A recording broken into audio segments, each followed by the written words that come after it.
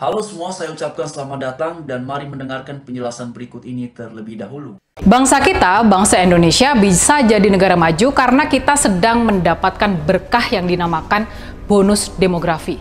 Inilah kondisi di mana jumlah penduduk produktif kita sedang melimpah ruah. Ini adalah modal kita, ini adalah kesempatan buat kita. Kalau bonus berkelimpahan jumlah penduduk produktif ini bisa dimanfaatkan dengan baik, kondisi ekonomi Indonesia bakalan melompat tinggi, melompat dari posisi negara berkembang menjadi negara maju. Nah, masalahnya, ini nih ada masalahnya.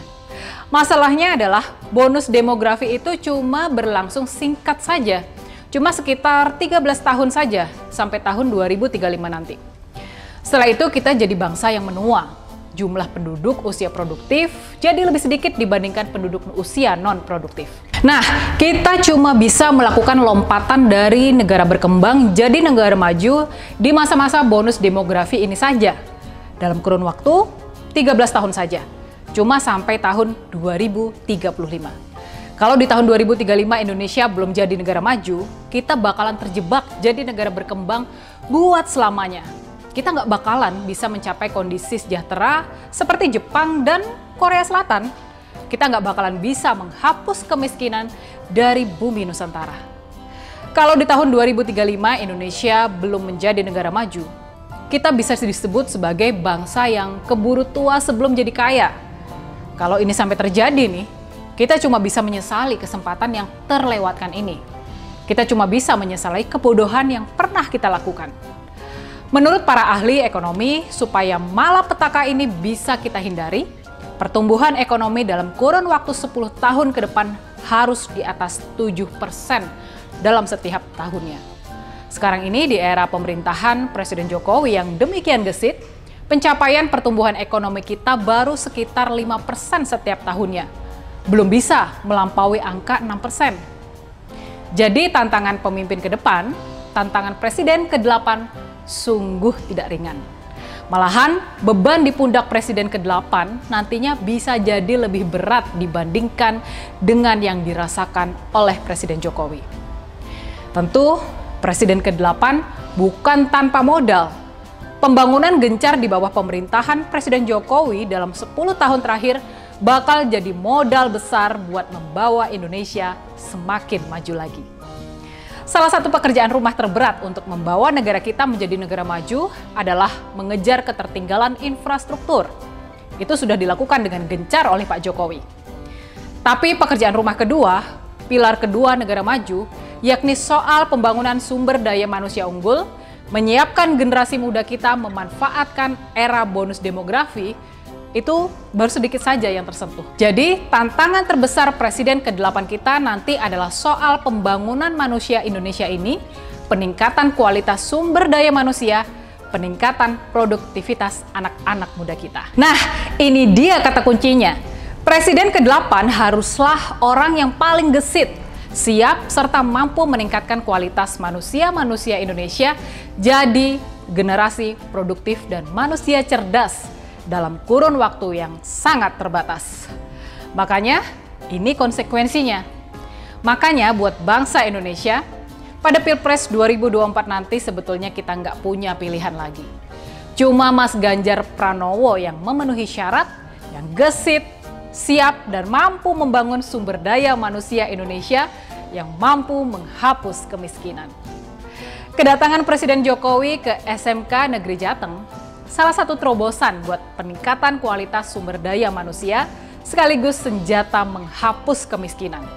SMK yang diinisiasi oleh Mas Ganjar ini, kunjungan Presiden tersebut adalah sebuah pertanda yang sangat nyata. Lewat kunjungannya ke SMK Negeri Jateng, lewat pujian setinggi langit yang diberikan, lewat rencananya buat bikin SMK Negeri Jateng menjadi program nasional, Pak Jokowi sudah memberi petunjuk itu. Teman-teman, Bapak Ibu semua, demikian cuplikan videonya sebagaimana sudah kita dengarkan bersama satu penjelasan dari Mbak Rini Budoyo yang menilai bahwa Ganjar Pranowo adalah sosok yang cocok untuk meneruskan kepemimpinan dari Bapak Presiden Jokowi untuk melanjutkan program kerja dari Bapak Presiden Jokowi. Dan beberapa hari belakangan juga sebenarnya sedang ramai ya, sedang hangat diperbincangkan mengenai Jokowi kagum fasilitas SMK Negeri Jateng yang menjadi terobosan Ganjar Pranowo. Bahkan dalam pemberitaan yang lain dikabarkan Ganjar Pranowo raih penghargaan pendidikan. Jadi ini memang sesuatu yang luar biasa. Teman-teman, Bapak Ibu semua ya, dan memang penting sekali para pemimpin bangsa kita, para pemimpin daerah dimanapun berada itu kita mengharapkan mereka juga bisa terinspirasi ya dengan caranya supaya perhatian terhadap pendidikan di bangsa kita di Indonesia ini terus mengalami peningkatan ke arah yang lebih baik dari waktu ke waktu. Karena beberapa tahun ke depan kita akan mendapatkan bonus demografi dan salah satu aspek penting agar kemudian momentum ini bisa dimanfaatkan, bisa dipergunakan untuk membuat bangsa kita Indonesia bisa siap menjadi negara maju pada tahun 2045 dan juga bonus demografi ini bisa bermanfaat bagi masyarakat kita Indonesia dalam hal kesejahteraan, maka salah satu yang paling penting adalah tersedianya sumber daya dalam hal pendidikan. Nah, ini yang sedang juga dibutuhkan oleh bangsa kita Indonesia ya. Jadi semoga apa yang sudah dilakukan oleh Mas Ganjar ini juga bisa menginspirasi orang lain, juga bisa menginspirasi siapapun yang bergerak dalam bidang pendidikan untuk terus memberikan perhatian yang lebih, dan semakin lebih baik. Lalu kemudian dalam pemberitaan yang lain dikabarkan bahwa Ganjar sebut Jokowi ingin SMK Negeri Jateng jadi percontohan nasional. Nah ini dia memang ya, beberapa waktu belakangan juga semakin ramai ini diperbincangkan karena Pak Ganjar Pranowo ini adalah salah satu capres ya, selain dari ada nama Prabowo Subianto, juga ada nama Anies Baswedan. Ganjar Pranowo ini juga ramai diperbincangkan ya teman-teman, Bapak Ibu semua. Salah satunya karena sedang dinantikanlah masyarakat terkait dengan siapa yang bakalan menjadi cawapres dari Ganjar Pranowo. Tetapi bukan hanya itu, karena kemudian beberapa hari belakangan Pak Ganjar Pranowo ini katanya ya sebagaimana dalam pemberitaan dikabarkan raih penghargaan pendidikan, jadi nama beliau juga semakin ramai diperbincangkannya. Bahkan dikatakan di situ Ganjar sebut Jokowi ingin agar SMK Negeri Jateng ini bisa menjadi contoh di tingkat nasional ya. Berarti memang satu terobosan yang luar biasa teman-teman ya, Bapak Ibu semua. Lalu kemudian Ganjar komitmen hadirkan sekolah gratis se-Indonesia seperti di Jateng. Nah ini menarik teman-teman, Bapak Ibu semua. Saya berharap ini akan terrealisasi ya. Karena memang yang sedang kita butuhkan hari ini seperti yang saya sampaikan tadi di awal, kita butuh sekali fasilitas-fasilitas pendidikan yang mumpuni, fasilitas-fasilitas pendidikan yang relevan. Apalagi kita sebentar lagi ini akan mendapatkan bonus demografi ya. Generasi bangsa ini harus dipersiapkan ya. Salah satu peran pentingnya adalah melalui pendidikan.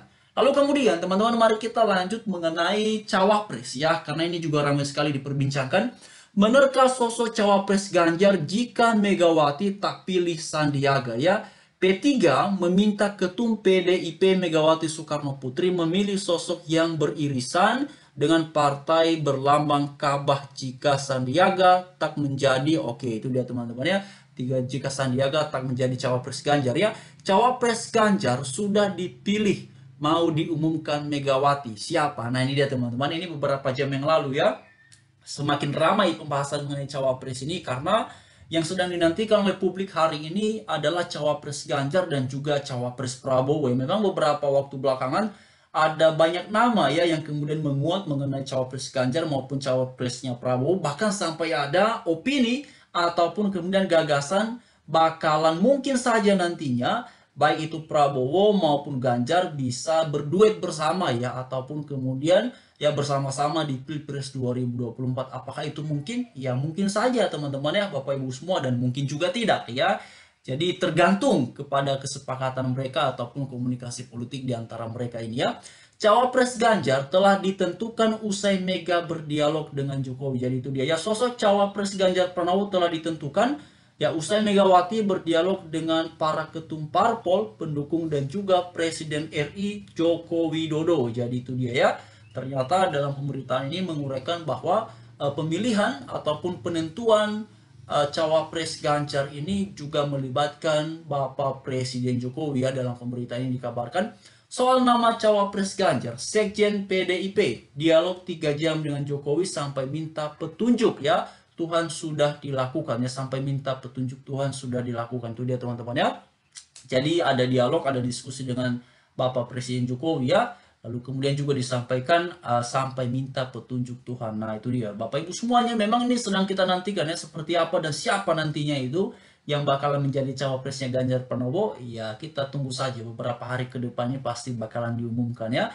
Dan ini yang sebenarnya juga sedang dinanti-nantikan oleh masyarakat kita Indonesia. Politikus Hanura dukung Ganjar pilih Mahfud MD sebagai cawapres ya. Menanti cawapres Ganjar yang bakal diumumkan Megawati. Itu dia teman-teman ya. Jadi memang beberapa hari yang lalu itu nama dari Mahfud MD, Menko Polhukam Mahfud MD, bernama beliau ini juga sedang hangat diperbincangkan ya, disebut-sebut sebagai salah satu sosok yang potensial untuk mendampingi Ganjar Pranowo, karena kalau dilihat dari aspek pengalaman di legislatif pernah, di yudikatif pernah, dan di eksekutif di pemerintahan saat ini pun juga sedang menjabat sebagai Menko Polhukam. Jadi memang kalau dari segi pengalaman di lembaga negara, ya Pak Mahfud MD ini tidak diragukan lagi karena beliau sudah sekian lama, bahkan di lembaga legislatif sudah, di eksekutif sudah, di yudikatif pun juga sudah. Memang kalau dari pengalaman luar biasa ya Pak Mahfud MD ini ya, teman-teman Bapak Ibu semua. Apakah nantinya dengan pengalaman yang seperti itu beliau bakalan menjadi cawapres Ganjar? Ya kita tunggu saja nanti kabarnya seperti apa dan bagaimana. Dan terus kita lihat bagaimana perkembangan ke depan, dan tentu sambil mengharapkan yang terbaik bagi bangsa kita Indonesia, dan terus dukung untuk selalu tegaknya toleransi.